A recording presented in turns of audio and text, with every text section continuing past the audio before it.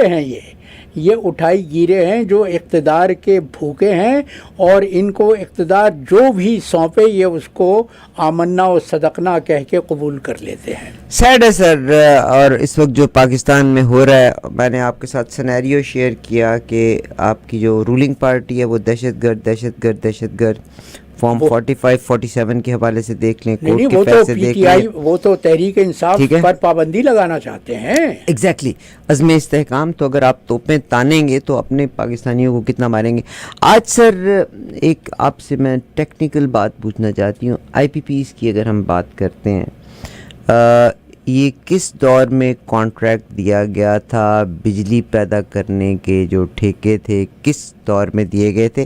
آج آپٹیما آل پاکستان جو textile mills association ہے، ان کا ایک بیان آیا، انہوں نے کہا ہے کہ فوری طور پر گورنمنٹ کو آئی پی پیز کا جو کانٹریکٹ ہے وہ منسوخ کرنا چاہیے، تو ڈیفالٹر نہیں ہو جائیں گے؟ سوال یہ ہے عارفہ کہ یہ آئی پی پیز ہیں کس کی؟ بھائی کوئی 86 یا 88 آئی پی پیز ہیں، جن میں سے 60 زرداری اور شریف خاندان کی ہیں، 60 آئی پی پیز، 10 فوج کی ہیں، اور 8 کے قریب شاید وہ 10 وہ متحدہ عرب امارات کی ہیں، اور 8 چینیوں کی ہیں، 88 کل تعداد ہے۔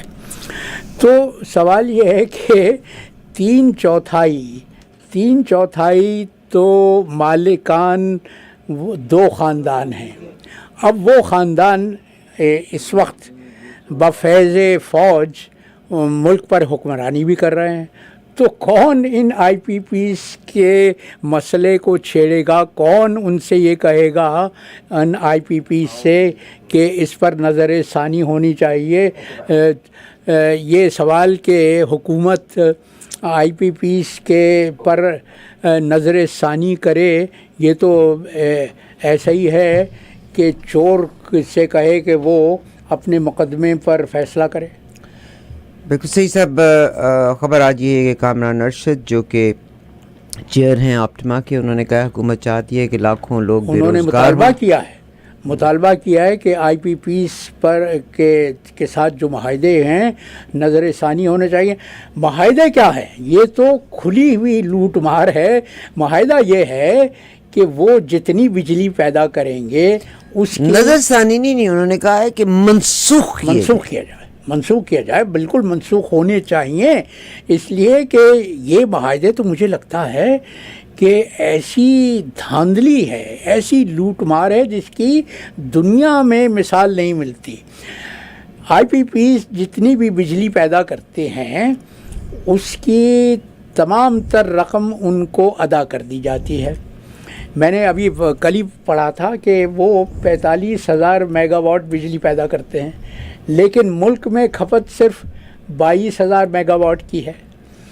23,000 میگا واٹ بجلی استعمال نہیں ہو رہی، لیکن اس کی پوری ادائیگی آئی پی پیز کو کی جا رہی ہے، اور کی جا رہی ہے ڈالر میں، اور ڈالر میں بھی عامر میاں وہ ریٹ جو اس وقت تھا، جو روپے اور ڈالر کا جو شرح مبادلہ تھی اس وقت، جب 1996 میں شاید بے نظیر کی حکومت تھی، جب یہ آئی پی پیز کے ساتھ معاہدے ہوئے ہیں، تو اس وقت جو ڈالر کیپیسٹی میں یہ ہے کہ یہ منسوخ کر سکیں گے، ان کو پھر فائنز یا پینلٹیز یا ڈیمیجز بھی تو پے کرنے پڑے۔ سوال یہ کہ وہی ان لوگوں سے منسوخ کرنے کے لیے کہا جا رہا ہے جو خود اس سے فائدہ اٹھا رہے ہیں، وہ تو اپنا گھر بھر رہے ہیں۔